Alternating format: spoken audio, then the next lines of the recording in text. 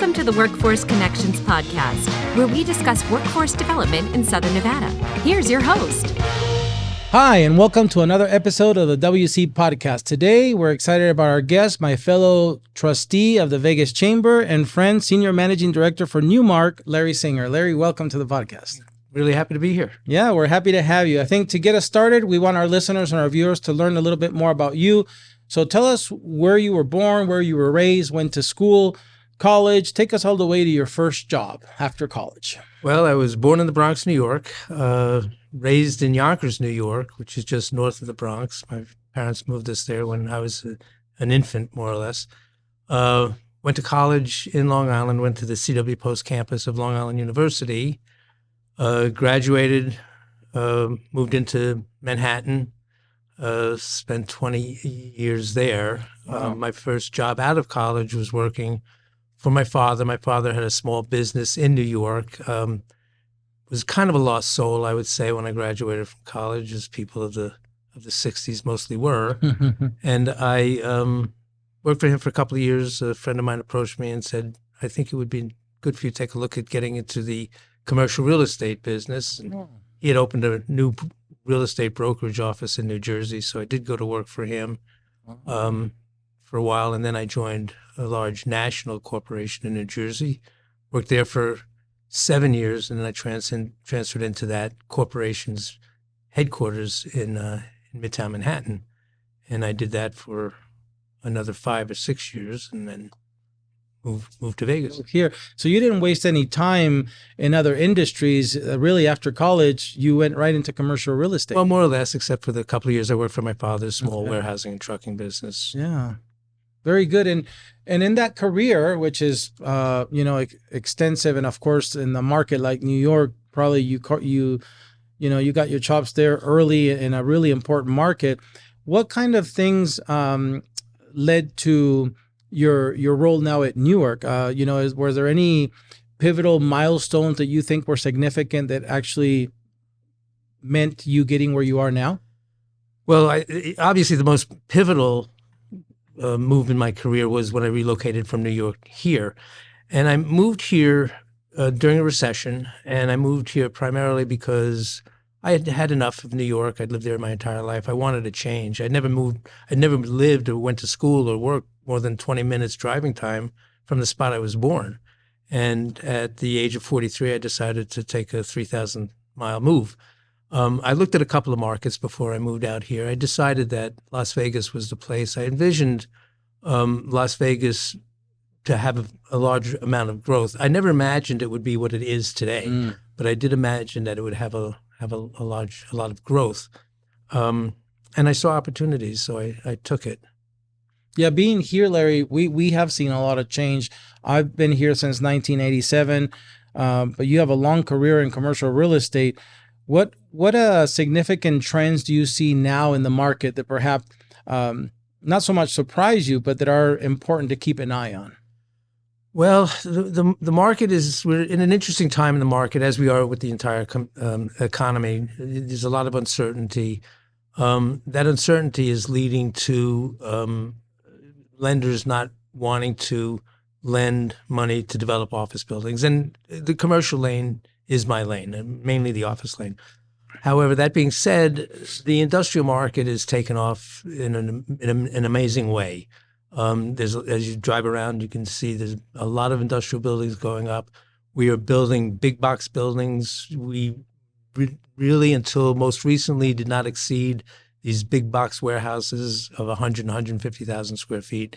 Now we're building them a lot larger, 500,000 square feet at a time, and they're getting leased up. Although that market has cooled a little bit, it's still relatively steady.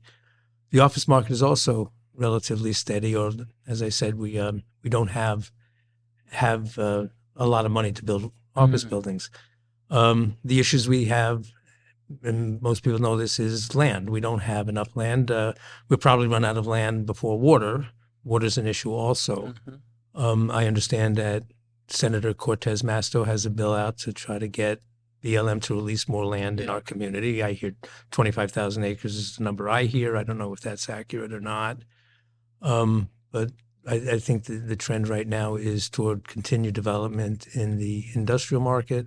Office market probably won't start seeing more development until mid to late 25. Late 25. And you and I usually are part of the DC fly-in, which is happening in a few weeks. Are you going this year? I'm not going this year. Oh, okay. Yeah. Because we'll have a chance probably to ask Senator Cortez Masto about that bill, which is good. I think that's one of the things I'm grateful that the chamber does is allows us those opportunities to advocate for what we need here in Southern Nevada. In this case, the release of those federal lands. When it comes to that market, Larry, in the past few weeks, months, we've been talking about the Vegas Chamber move from Symphony Park to a new location, a new home. And we visited buildings like the old City Hall that is now Zappos and other commercial buildings there in downtown. Do you see those, in addition to, like you said, there's no money for new development. So will those buildings fill up? I think they will. We're active with the Tower 300 building downtown, the former Bank of America building, which was purchased by new ownership a couple of years ago.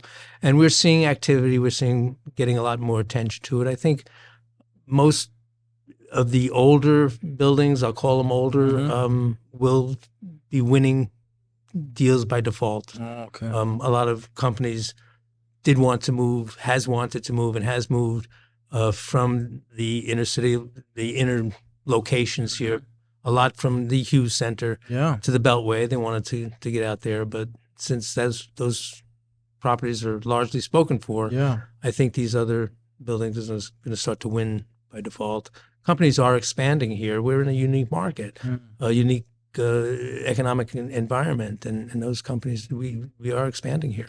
Yeah, your company, Newmark, was one of the companies that moved from Howard Hughes to, like you said, the Beltway there, the Uncommons. We moved to the Uncommons recently. Our competitor CBRE has moved there. A lot of the financial services companies, BBDO, are moving out to that location. And that property there is very unique because it has restaurants and, those amenities. Is that you see in the future being normalized? It's been a trend, I think, throughout the country, this mixed-use environment, work, play, and live. Yeah. And that amenity of restaurants is important to do that. And we see a lot of the residents there walking around the park, using the restaurants, just taking advantage of the amenities that are there. Even that Civic Plaza deal with, the plaza, of course, the amphitheater outdoors with the green spaces and the rooftop spaces. It also has retail and restaurant space, if you will, food outlets there. So even the government's building that way. Yeah. And I think the benefit to the Vegas Chamber, the Vegas needs to be in the city limits of Las Vegas. And that building is a brand new building. The proximity of the Vegas Chamber to the city. Yeah, that campus feel. And the city hall to the chamber, I think very mutual beneficial. You're talking about moving there as well, and our proximity to Workforce, which is a terrific organization, and your shared the things that you do together, I think will make that even more beneficial for both of our organizations. Yeah, absolutely. We, in September, the middle of September, 12/13, I have 60 of my peers from across the nation. These are all high-performing workforce boards coming to the city of Las Vegas for a meeting of the U.S. Conference of Mayors, Workforce Development Council meeting, and Mary Beth's going to be on one of those panels. And they want to know how is it that we and the Vegas Chamber work so well together, and all the things that you're talking about are going to be highlighted there. So I remember, Larry, one of the first time I went to the Vegas Chamber was when their offices were across the where today the Sphere is, kind of tucked behind the Wynn Hotel in that little cul-de-sac. It was hard to find, but come to find out, very precious real estate. And so you have been around long enough and been helping the chamber long enough that you were part of that transaction, if you will. Tell us a little bit about how that happened, how Mr. Wynn came into the picture and wanted that building. So Wynn purchased the Desert Inn Hotel and Golf Course, and that property, that building, was a triangular piece that was across Sands Boulevard from Howard Hughes Parkway, and that was the first building that the Hughes Corporation built here. And that Stephen wanted to buy it. He wanted to buy it primarily because he could use the office space, but he also wanted to square off his golf course. The Hughes Corporation had sold the building to the Chamber. Chamber got approached by Wynn, and he wanted it. He didn't need it. The negotiations went on for a long time until we finally crossed paths at a number that made both sides happy. Perfect real estate deal when both sides walk away from the table happy. And he bought it. The Chamber then, he was very courteous to the Chamber, very cordially treated them. And he gave them time to find adequate office space to move out, even though he had purchased the building. It got to be a little bit complicated deal, but it was got done, and everybody came away. That's good. Yeah. And then after that, the Chamber moved to Town Square. Yes, was there for a few years, and then eventually Symphony Park, which I think both of those were great locations, that served the Chamber at their time. Especially, Symphony Park before COVID, when the Chamber occupied that top floor. It was a great place to meet and to bring its trustees and members. And of course, you had the bottom floor. But COVID changed all of that. And now, again, the Chamber is in the process, again, of a new home, which brings us back to Civic Plaza. I think we've talked about a few of the amenities there and some of the advantages, I think, of that site. Beautiful Class A building site. But also things that are maybe not material today, but they've told us about, Larry. Like they say that site is a planned site for a stop of the underground tunnels, that Teslas are running around there, the boring tunnels. Well, the boring company is really planning to expand. I mean, they're going to loop all around downtown and then up the Strip, and it's going to be terrific for public transportation. I've been on those cars once or twice. Mm-hmm. They're fun to ride around in. They also have acquired, I don't think they've acquired it yet, but they're in discussions to acquire a piece around where the Mob Museum is, to put a stop there, and then they really service downtown. Right now they service a little bit of the community, but I think they're going to really expand, and it's going to be good for the community. Public transportation back east is certainly underground. It's underground, and it's more efficient, and it's much better than it is here. Yeah. And I think as a city that's growing up the way we've grown up over the past couple of years, public transportation, and particularly unobtrusive public transportation, and that is that underground because it doesn't cause any traffic issues, is going to be important to our future growth here. Yeah, to me it was impressive when the machine, right now they've connected, of course, the West Convention Hall to the old Convention Hall. They've gone all the way to Resorts World, but now they've popped over there by the Wynn. Yeah, and that's a long thing. And so when you think about a tunnel, and these boring machines, for those who haven't seen it, look a lot like the one on the movie Ocean's 11, where they're drilling under the Bellagio at Hollywood. It looks very much like that. It's a gigantic drill bit that's boring the earth. And again, I think, so you think that amenity would make Civic Plaza even better, the fact that it's connected to a system of underground tunnels that one day will go to the airport, Allegiant Stadium, and so forth. Yeah, any public transportation is an amenity. Yeah. And I just going back to what you're saying about the construction itself, that's another thing they're doing is it does not intrude on us, on the population. We don't even know it's happening, and yet one day it's not there. A couple of weeks later, it's there. It's just an amazing process. It's amazing. I saw again the video of the machine that came out at the Wynn. There's nothing. You're staring at the ground, and all of a sudden, a big thing comes out of the ground like a mole. I went to the test site many years ago, and they had that. It was even this big machine, the same type of a machine. And you saw it had just popped through one of the walls, and I'd seen that. That was an amazing sight. Pretty cool. Yeah, it is cool. So, Larry, another thing that I'm interested in about your business, because I think you know this, I spent 20 years with MGM Resorts, and my last job was a corporate job that had to do with the design, construction, and the opening of the city center site, which is multiple buildings, the Aria Hotel, Vidara, what used to be the Mandarin, and today's the Waldorf, and Crystal Shopping Center. It was just a very ambitious project. At that time, the largest green project, or LEED, Leadership in Energy and Environmental Design project. So green buildings that consume less water, less electricity than the buildings that were built 10, 20 years ago. So, sustainable green buildings seem to be something that is we're hearing more about. Do you deal much with that in your portfolio and your business with Newmark? Well, I mentioned Tower 300 downtown. They just got a gold certification. Mulaski Corporate Center went for and got, I believe he got platinum. He certainly got That's gold. a beautiful building. Yeah. Most buildings are not really going for LEED certification these days. Too expensive, or it's expensive to do, but there's a lot of paperwork and a lot of stuff involved. Tenants do not want to pay the extra rent for the cost. But what landlords are doing is they're building all of these environmental systems in the buildings. They're just not going for the certification. Government agencies want to see it. Some large national, international corporations want to see that. But your typical tenant does not want to pay the extra freight and rent. So landlords are just really not doing that much. Gold is kind of achievable. The platinum is more or less off the table. It's just too much regulation to do that. Too much cost. Silver is a little bit more common. Okay. And I know that as we were talking earlier, probably the builders, the developers get more bang from their money on the amenities that are, again, building in those restaurants, the life, the play, the work together. They're probably getting more return on that. Right.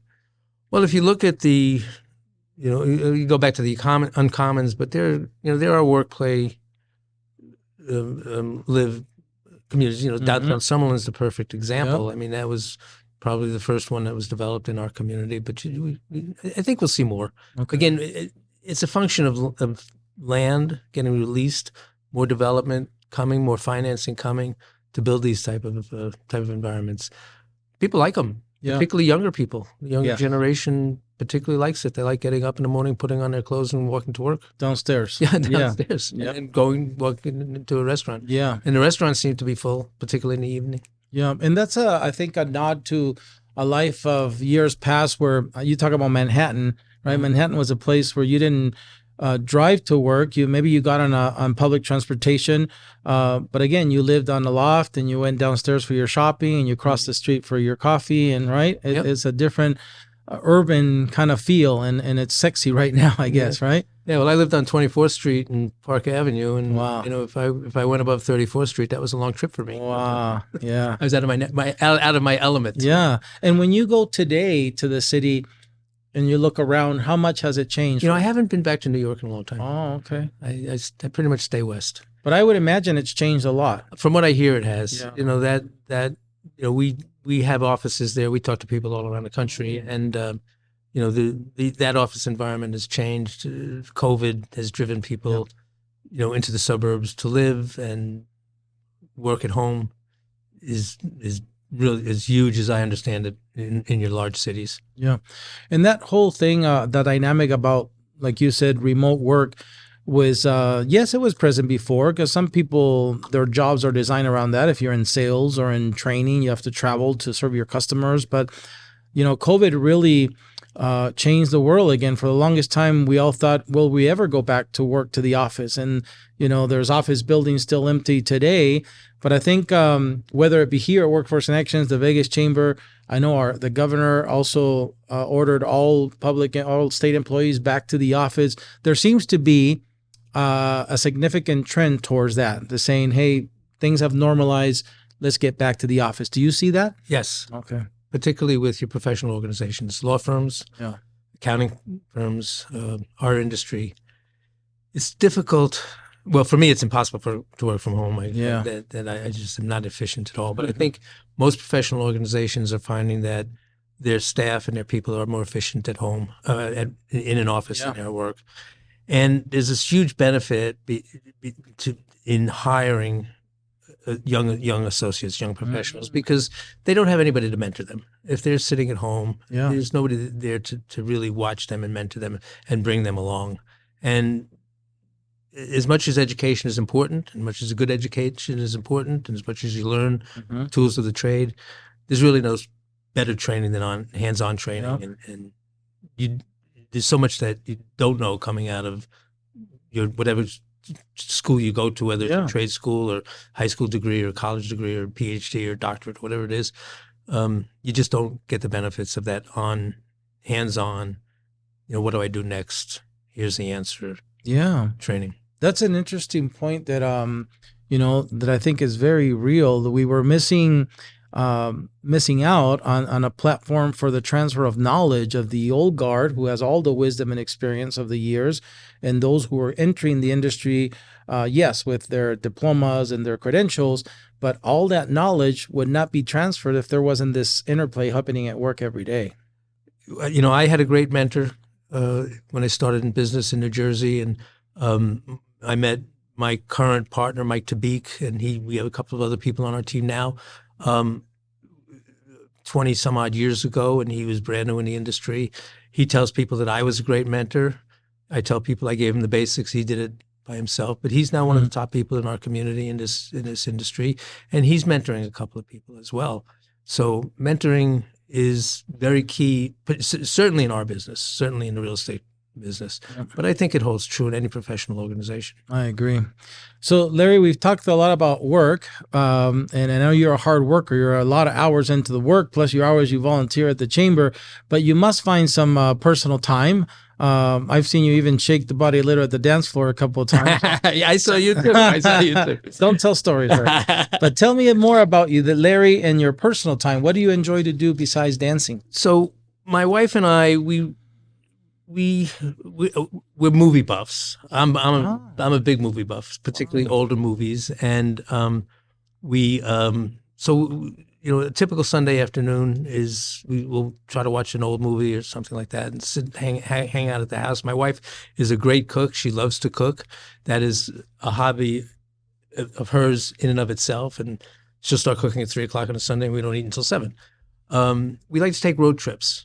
We've been traveling around the southwest, the southwest and northwest, as far east as Santa Fe, Carmel, San Francisco, on road trips and seeing this part of the country. We've been doing that for the past 5 years, and that's been kind of fun. You drive? We drive. And do you hitch a trailer or whatever fits in the? No, we drive and we'll stay at a hotel, a motel, and wow, very cool. Yeah, we don't camp. Yeah, you glamp. We glamp. Very cool. Yeah, I got to meet your lovely wife. We were at Miracle Flight's event, right? Yeah, that was in the hangar. Yeah, that was really nice. It was nice to meet her. So, Larry, again, as you said, as we grow older, we accumulate wisdom, and not only in the professional space but in life, our finances, relationships. We have so much. I think to pass on, now that you mention it that way, I often wonder what I would tell the 18-year-old version of myself, probably save more money, don't do this. But I don't know if that 18-year-old version of myself would even listen. But I know that there's a lot of young people, though, some of our listeners, viewers that look at me and you and relate to us because we might come from the same places, we might look the same as them. What advice would you give them now that they're in the beginning of their 18, 19, starting their careers? What things would help them achieve the success, perhaps professionally in life, that you've achieved? As I got older, I started to realize how many different career paths are possible. I mean, as an 18-year-old, you really don't realize the different professions that you can go into, whether it be, again, in a trade, whether it be in a professional organization, whether it be in entertainment.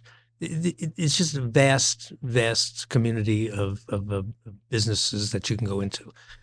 The first thing would be find something that you're passionate about. Find something that really isn't a job.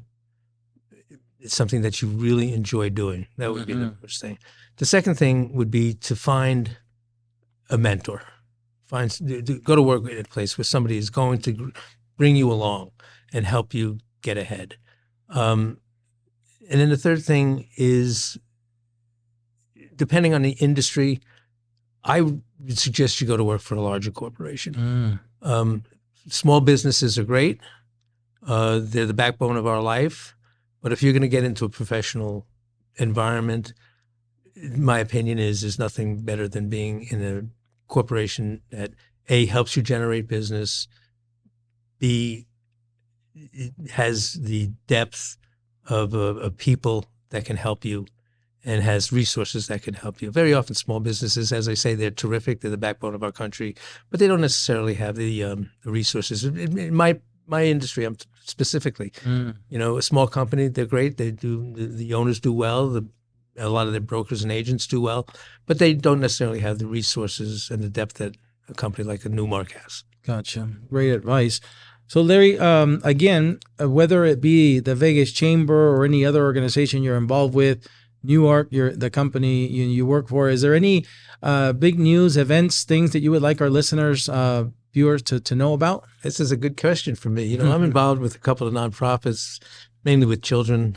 I have no children of my own, so I love to be involved with children's nonprofits. Big Brothers Big Sisters is one, but more recently I've gotten very involved with Miracle Flights. And you mentioned that event you went to a couple of months ago.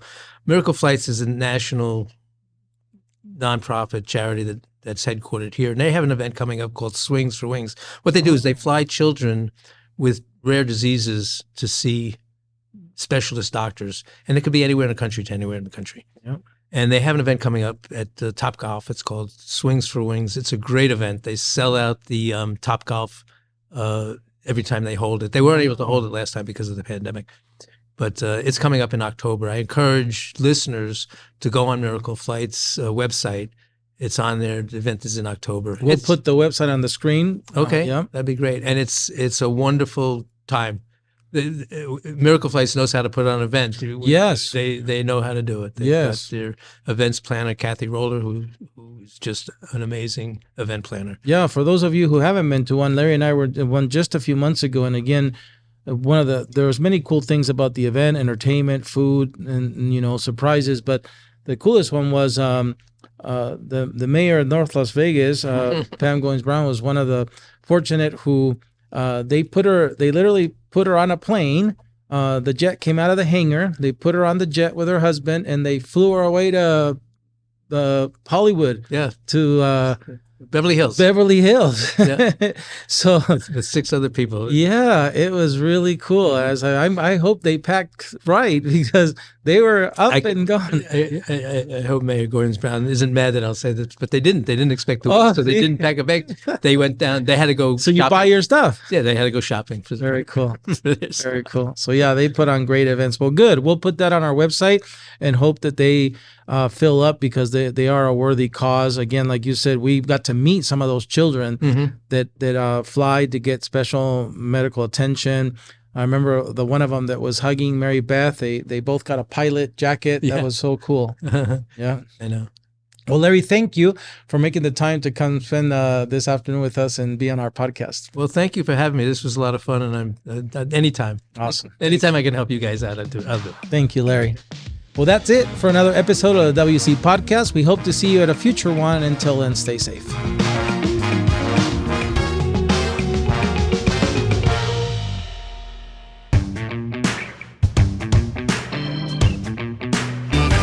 Larry, thank you for staying over to do our bonus segment called Against the Wall. Are you ready? I'm against the wall. All right. Your first section is called Your Favorites. I'm going to give you a category. You're going to give me your favorite one in that category. Okay. Let's start with an easy one. What's your favorite food?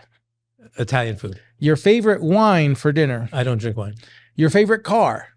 My Lexus. Your favorite musical group or artist? The Beatles. Favorite movie?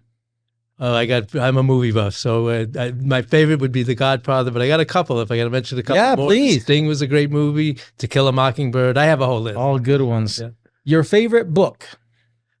I would say my favorite book is Winning Friends and Influencing People. Oh, Dale Carnegie. Yeah, Dale Carnegie. Yeah, that's a good one. Your favorite college sports team?